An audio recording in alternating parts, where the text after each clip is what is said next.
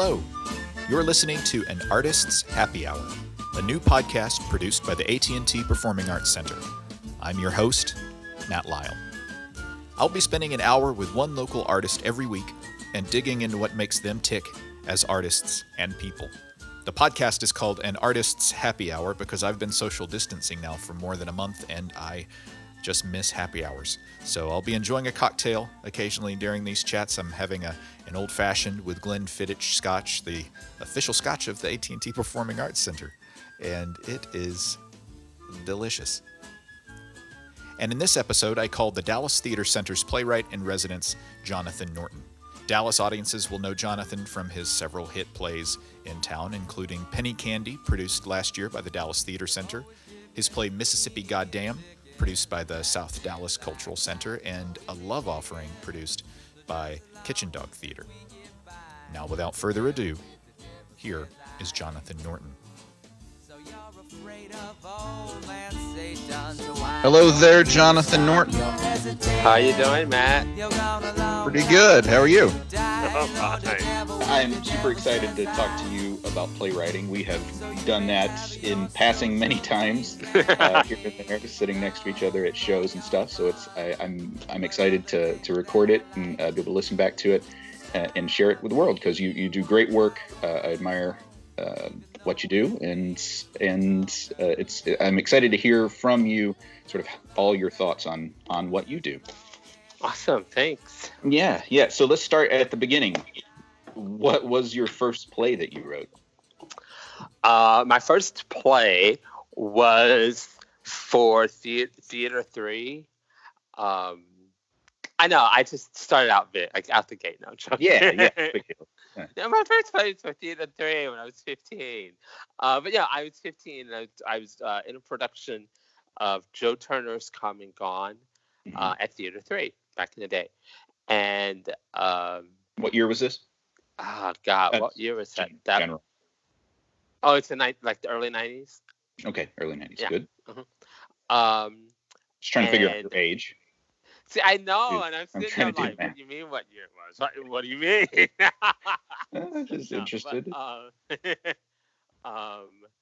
It was Joe Turner's Come and Gone, and I was, and so once we got into the run,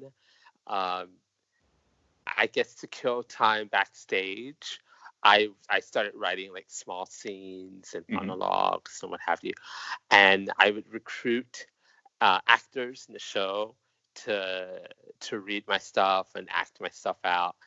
And apparently at a certain point I got on everyone's nerves. But Vicky Washington tells the story she tells the story of actors hiding in their dressing room. Here comes the kid with his stupid play. I know, right? Exactly. But one of the cast members, Lawrence O'Dryer, who at the time was the associate director at Theater 3, he gave me my very first commission and asked me to write a short play for this children's theater group that Theater 3 had at the time. I wrote the dumbest play. It was like this thing called, this is this African folktale, because it was supposed to be about African folktales. And so I found the story of a Nancy the Spider. And so I wrote this play about a Nancy the Spider, but it really felt more like an episode of Mr. Rogers with like some dude and a spider. I mean, I had no understanding of African folklore or mythology or any of that. It was just really bad. But yeah, that was my first play. I think everybody's first play is stupid, whether it is designed to be stupid in some way because you are stupid when you're first writing it, or even if it's probably even worse if it's really serious, like the reading something serious that you wrote when you're 15 is always a little cringeworthy. When did you first consider yourself a playwright? That's a different thing than writing a play, you know. Yeah. I guess it was senior year in high school. Mm-hmm. I went to Booker T, and so we had that helps. Right. Mm-hmm. And so, you could like take, I guess it's electives or whatever in the theater department. There was this you could take playwriting, and so I took it sophomore, junior, and senior year with Ellie Lindsay. Mm-hmm. Great and actress, for sure. She's an amazing actress, an amazing teacher. I mean, she's just phenomenal. And senior year, she found out about the Texas Young Playwrights Festival. Mm-hmm. And so she grabbed up a bunch of us in our class and told us that we had no choice, but that we were all going to submit to this thing. Mm-hmm. And so a bunch of us submitted our plays. And of course, this is back in the day. It's so weird when I think of it now. Because it's back in the day before most people really had access to computers or even word processors or what have you. You have to mail it in. Manila envelope. First, you had to mail it in, and it was written like all our plays. Most of them were all written on like longhand, on like on like notebook paper or whatever. So it's so weird. So we sent our plays in, and I got into the festival, and so I got to go to Austin, and they did my show and all of that. And I just remember then thinking like, oh, maybe there might actually be something to this. I think for me at the time, it was just cool that somebody paid money for me to go somewhere. That's what was so exciting about it. And so I was like, ooh, a lot of affirmation there. You can travel and ride airplanes. Oh, money is so good. Right. Because when you're like, 17 or whatever, and they give you like a little $100, like whatever, you're like, ooh, $100, and I get to fly on a plane for free. Oh yeah, that's pretty cool. That's pretty cool. What a great life. Yeah. Had a host family. That was the best part of it. I had when I got to Austin, I had a host family. They were amazing. So yeah. Very good. That's a nice start. Yeah, it was fun. Yeah. So as far as process goes, everybody always wants to know from anybody that writes anything is where generally do you get your ideas from? And my follow-up on that is, how do you know that that's the idea that you can then sit and write a full play around? Right.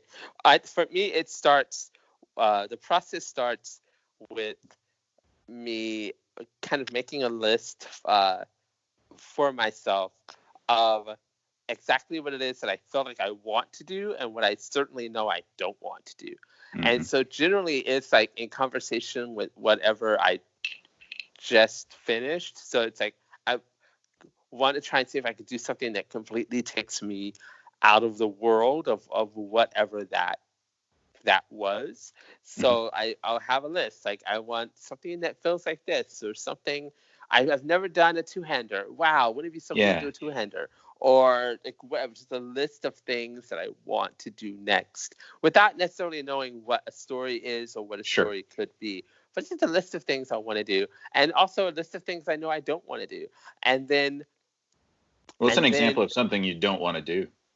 Like something I like for right now, something I don't want to do is something that feels like hyper realistic, like hyper realism. Like I don't want to do, but I've been struggling. It's a piece that I'm working on now. I've been struggling with that thing of, am I doing the very thing I said I didn't want to do? And then, but then I'm so deep into it now that like regardless of what the answer is to that question, I have no choice but to keep going with it in whatever. Just keep going.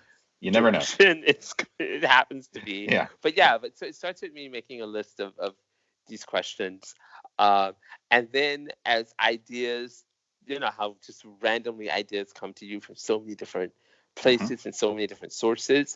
As those ideas begin to come to me, I start filtering, like kind of doing like a quick assessment of those ideas to figure out, does this feel like it falls in line with the thing that I want to do next, right? Yeah.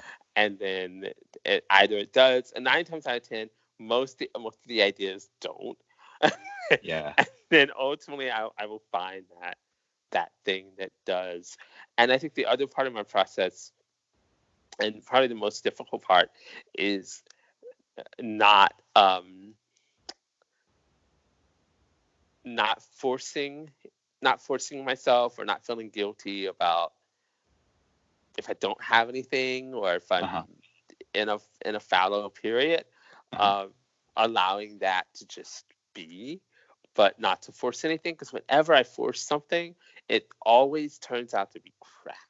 Yeah, you wait for the inspiration. Crap.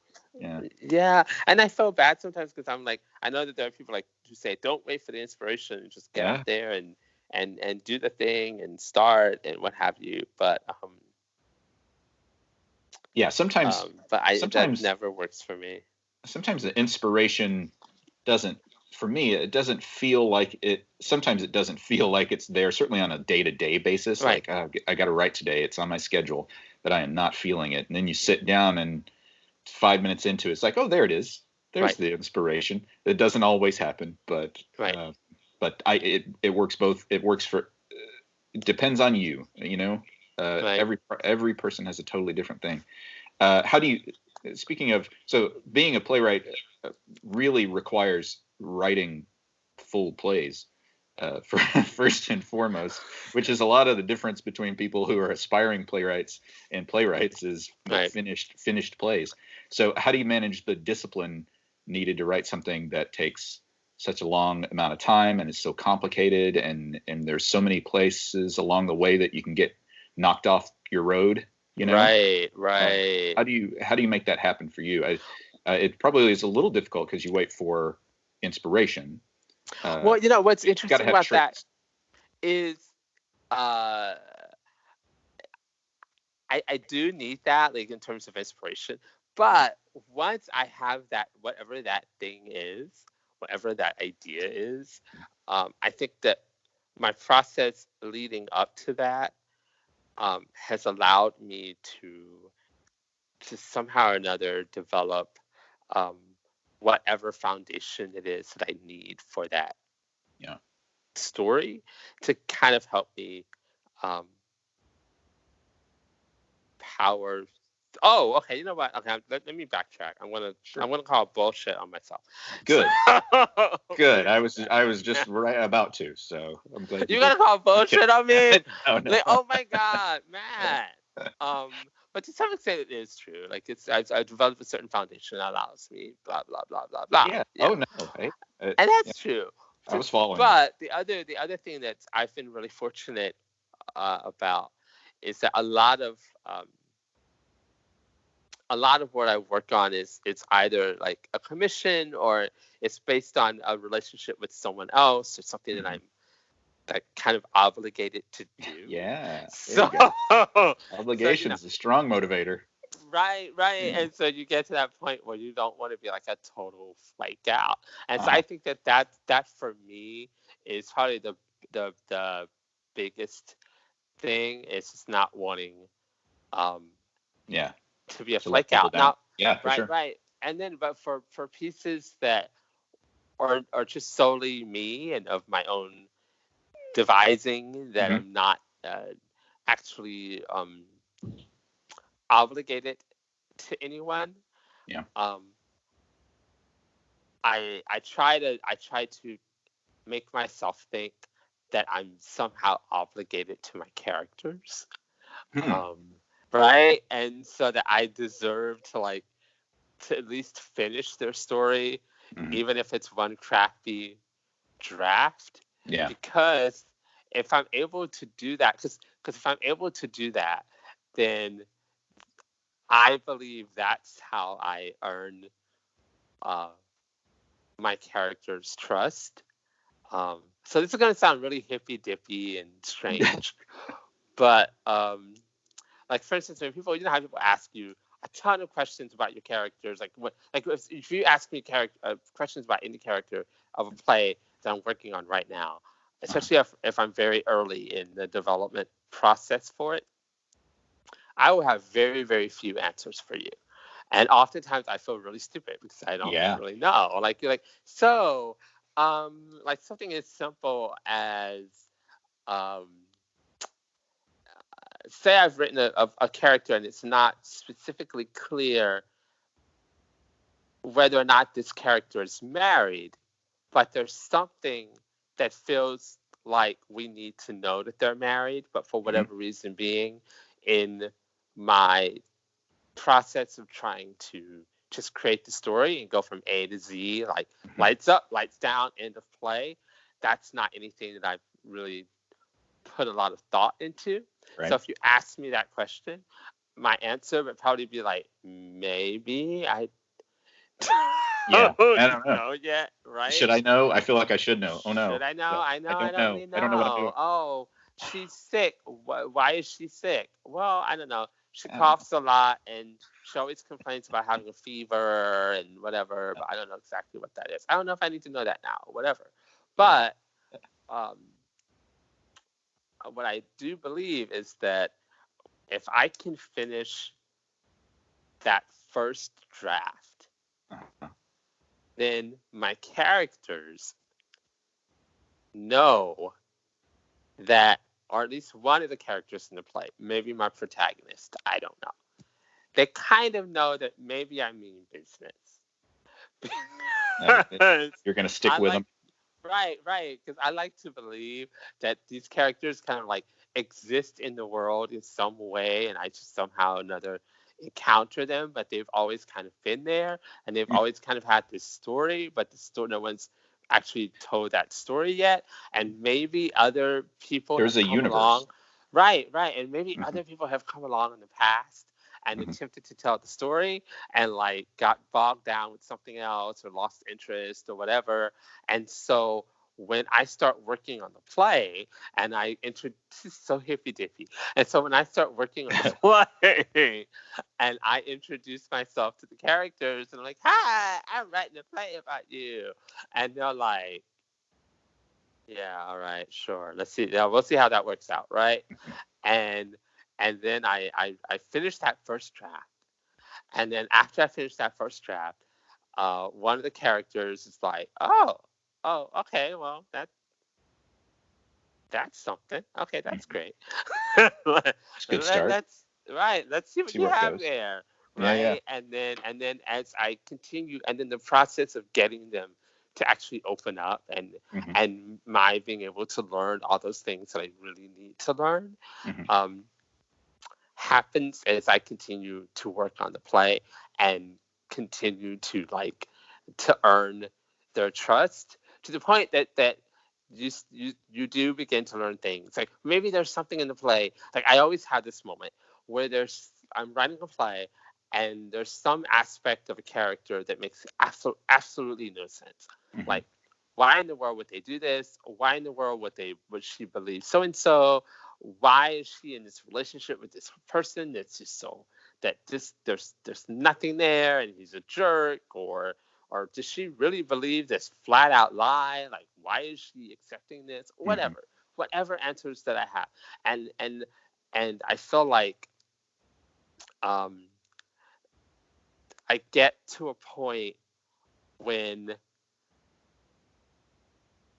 I've developed enough of a relationship with the characters, not so much that I know the answer to the question, but that I feel like I know them well enough to just call them bullshit and be like, I know that's bullshit, but I also know that I don't know the answer. And, and then finally at some point, I feel like I've sounds so weird, but it's like real people, but it's true. Like it's like I'm dealing with real people, but at some point, fine. Your health, mental health is just fine. I'm just gonna let you know everything's okay. At some point, I write so much, I write enough that I back them into a corner, and the only thing they can do at this point is actually tell me the truth. It's like So, but it's the idea that like the more I commit and invest in telling this story, the more I learn about these characters, the more I learn about the world of the play. I'm not someone that starts a process with a lot of people do like these really intricate character histories and back studies and all of that. I tend not to do a lot of that. Sometimes likely I probably won't do a lot of outlining either. I guess I usually have a fear.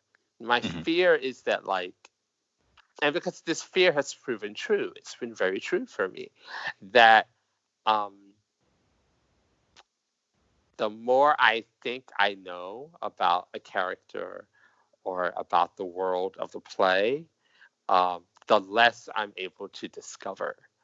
And right, your preconceived notions have kind of backed you into a little corner. Yeah. Right. And I'm not actually discovering anything. And it's what's fun for me is discovering something. It's realizing that this whole time I thought that the character wanted to go to, Atlantic City for blah blah blah blah, but in actuality they just want to go and meet stuff. I don't know, whatever it is, but it's like this thing that I discover. And I always feel like if I know too much going in, I'm not going to I won't discover anything, because what happens then is that I'm trying to write to these assumptions that I have, and I'm trying to hit these little plot points or character points that I've already created.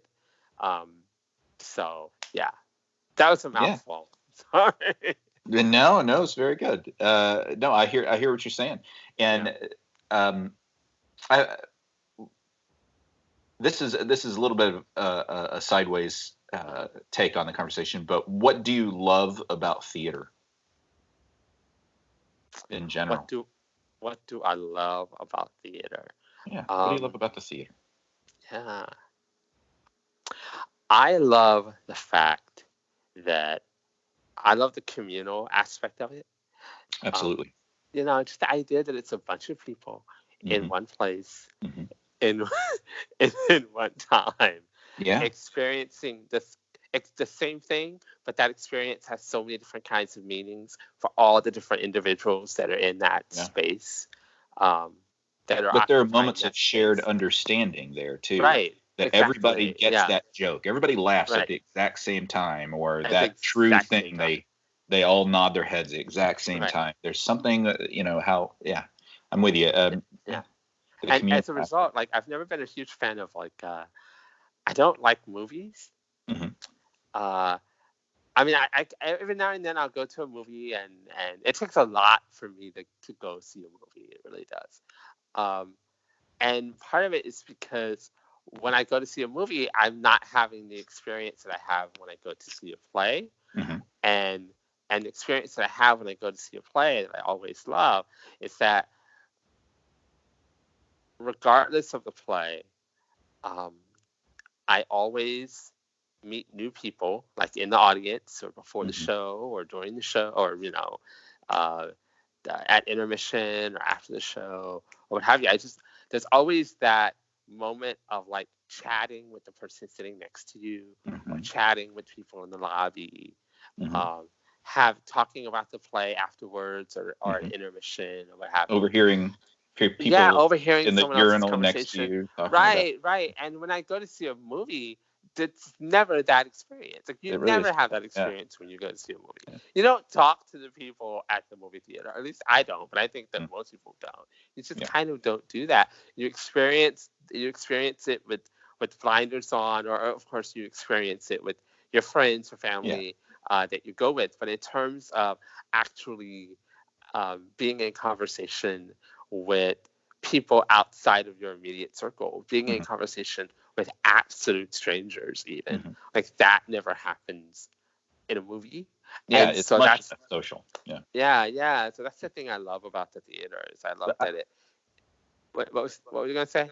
Oh, I have a thought about I have a slightly different thought about what you're saying that sort of sparked something with me. Is that I've always felt that, because I do love the movies, and but I also love the theater. I always felt like a movie takes a lot less commitment from you as a viewer. It does a lot of the work for you. It shows you exactly where to look. It tells you what to think and what to feel a lot of the times with the music. It just takes you along on this ride, and editing moves you at the pace that it needs to. Now there's just not a lot of work you need to do as an audience member. But theater takes a lot of investment and a lot of your energy while you're sitting there. And some of that is the social aspect of it. Some of it is interpreting from moment to moment exactly what is happening and how the people feel, because you're not being fed that information, which in my personal situation makes a movie that I don't particularly enjoy, that I like, that wouldn't, that just flies right by me. I don't think too much about it. It hasn't hurt me in any way. I spent the money and I spent a couple of hours, but it seems like a bad play takes a lot more of my energy and has a lot more of me that it takes with it. And it hurts me a lot more, but on the same hand, a great movie that I love and really gets me excited does not compare to the way I feel when I see a great play, because the work is more, but a lot of the times when you work harder, the reward at the end of it is a lot better. So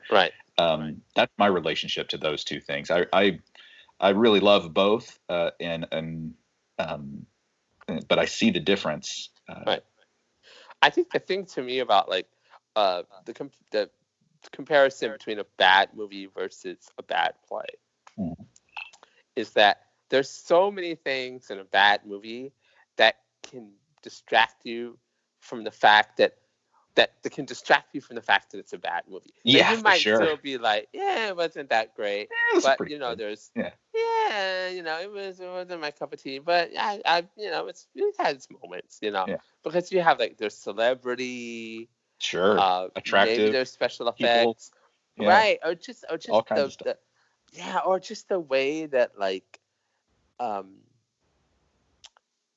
seeing a story on this large screen, just how something about, for me, sometimes I can if I'm really not into a movie, I can kind of just zone out just from a visual standpoint of what's viscerally happening in the moment of watching this thing. I can kind of disappear inside of that and find some satisfaction. But in a play, even with a set, I don't care how fancy or cool a set is, it can't distract from a shitty play. Yeah, it's all about the actors and the words. Yeah. I mean, because you can only you see the set, it's static. You walk in the beginning of the evening and you're like, oh wow, that's cool. And then once the play starts, that's it. You know what I mean? Or maybe there's some fancy set changes and you go, ooh, when the set changes. Right. One moment. And that's one moment. Costume. And then, that's great. Yeah. And then you're stuck back in this thing that you hate. There's absolutely... there's no escape. There's no escape. Get me out of here. And at least in a movie, you have really nice, comfortable seats. Maybe you can fall asleep. No one cares. Sure. No one cares if you fall asleep in a movie. If you fall asleep in a play, that's kind of insulting. You're a jerk. Right, you're a jerk, right? Or you can just distract yourself. Just eat popcorn. Enjoy your popcorn. Sure. Yeah. Just enjoy yourself. Find something to keep you amused. You can certainly do that in a movie. You're stuck in a play. You're just absolutely. Right. Now, that was what you love about the theater. What would you change about the theater if you had the power? If you were a theater god? Not saying you're not. But if you had the power, what would you do? If I had the power, I would, something I've been thinking about a lot. It's just such a minor thing. It feels like such a minor thing. Of all the things that you could want to change, but I also feel like at its core, it connects to so many of the issues that we have in the theater. So here's what it is.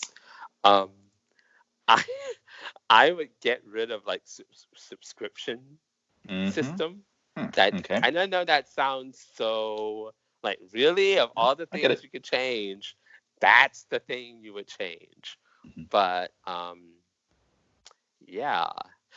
feel because it's in so many different kinds of ways, sometimes, not sometimes, but oftentimes maybe all times, it creates this kind of club-like mentality Mm-hmm. that, that doesn't exist when you go to the movie theater, right? Mm-hmm. Like if you go to see a movie, there's no one at the movie who's going to say like, I've been a loyal subscriber to the AMC movie theater. I've been seeing movies at this theater since 1982. Blah blah blah. I have, that then creates this sense of, in terms of programming, I guess a lot of really complicated questions about how you serve and engage with audiences that exist outside of the normal subscription audience. But the other thing, how can you please them and your subscribers if your subscribers have a strong hand in what you are creating? Yeah, exactly. And I think the other thing outside of that is, because at the end of the day, let me backtrack a little bit, because the great thing about subscribers is that they pay money to see a bunch of theater.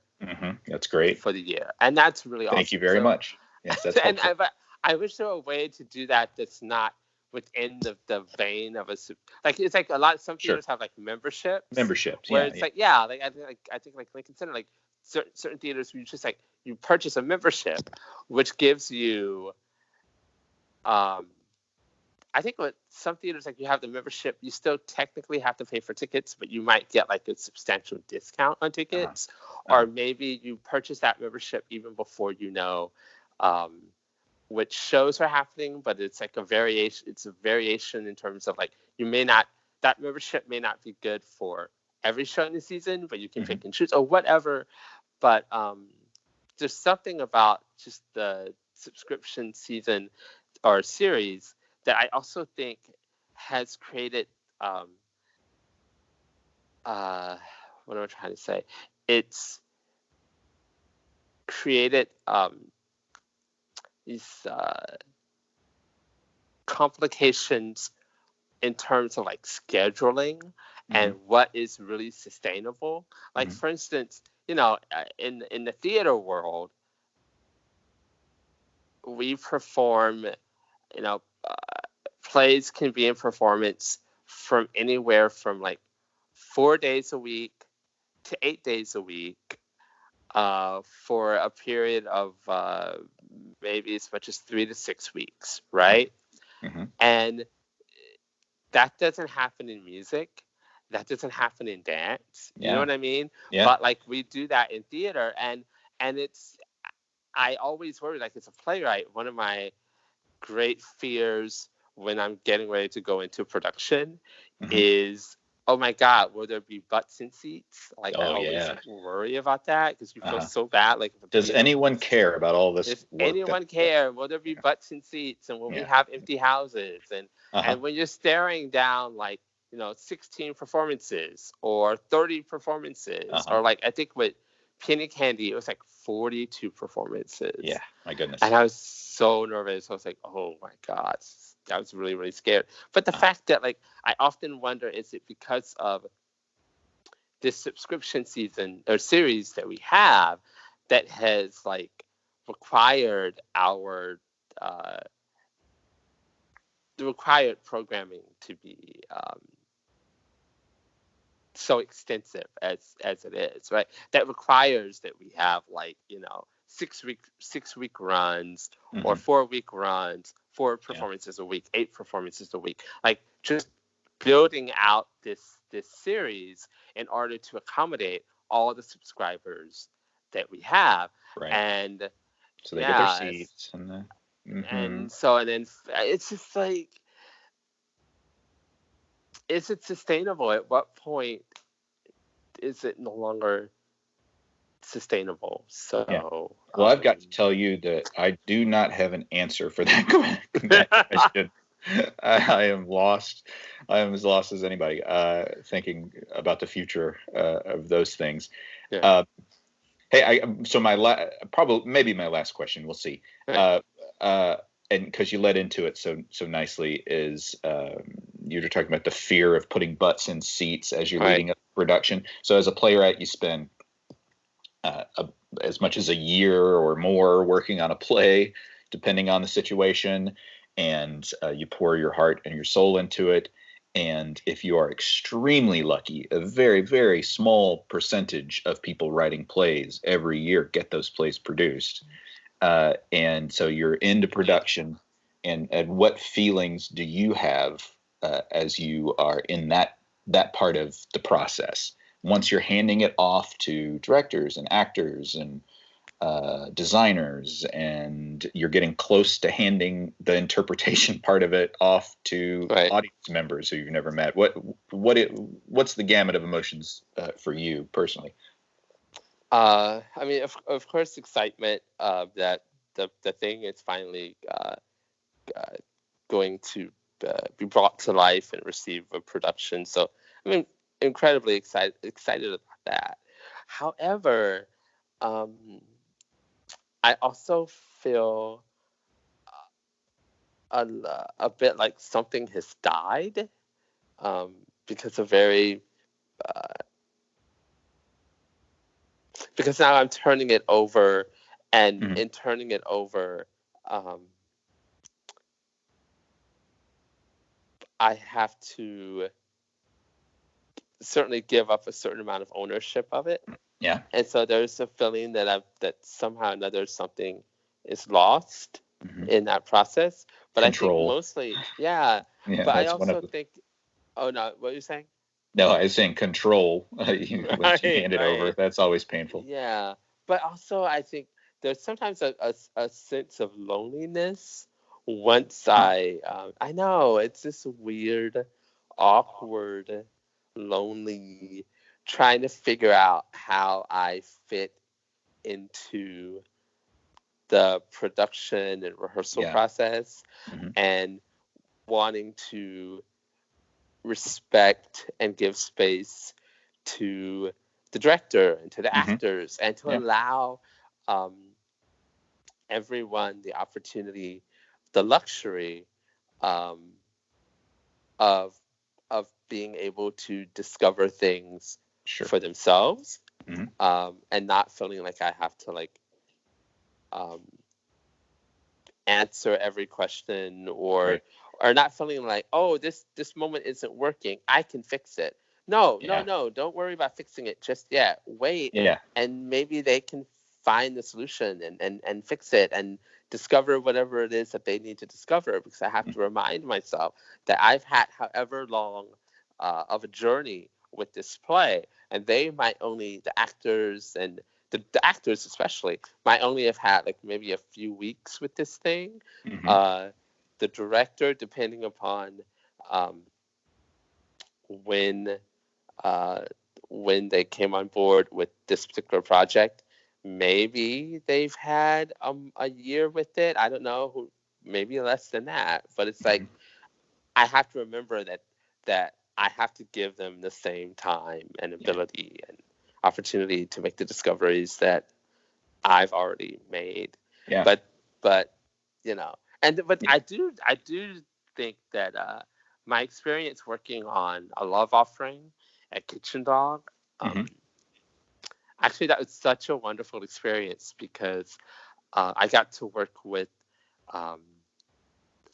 Haley Nelson. She was my dramaturg for the and I asked specifically for her. I was like, Tina, can Haley be my dramaturg? And so I had such a wonderful experience on that play, because I had Haley there, and I could she's that wonderful person that just sit in rehearsal with you and actually like have conversation and bounce ideas off of. And if I had some crazy ass idea, she was that person who could either be like, that is a horrible idea, John. Yeah, that's good. Please do not destroy your play. Right. Or that's a really cool idea. Let's talk to Tina. Like that, you know, that kind of thing. But she was that person. She was the front line in helping to make sure that I didn't jump like off the edge. You know what I mean? She's kind of the front line in that process, and it was really cool having